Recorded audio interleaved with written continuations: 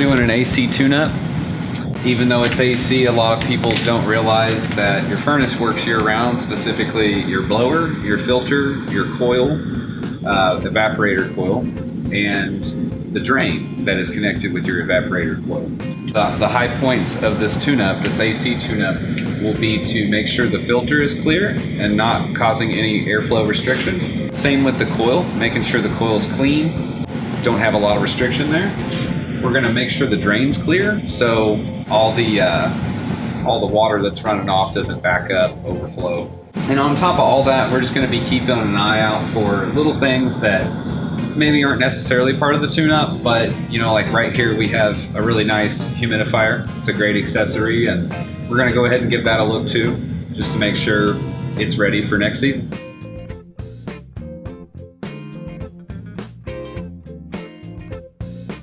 Standard AC tune-up.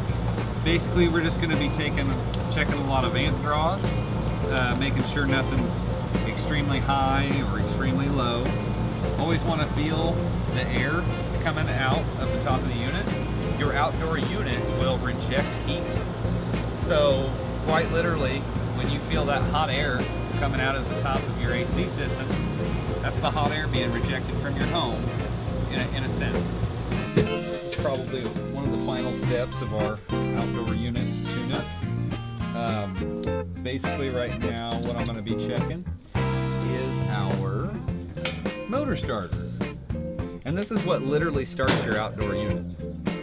So it is very important. So what we're doing right now is we're basically spraying no rinse coil cleaner over it, and we'll also be spraying it down. This will kind of free up all that. Cottonwood is a serious killer of coils on outdoor units. And basically what this does is it just kind of makes it a lot easier to clean.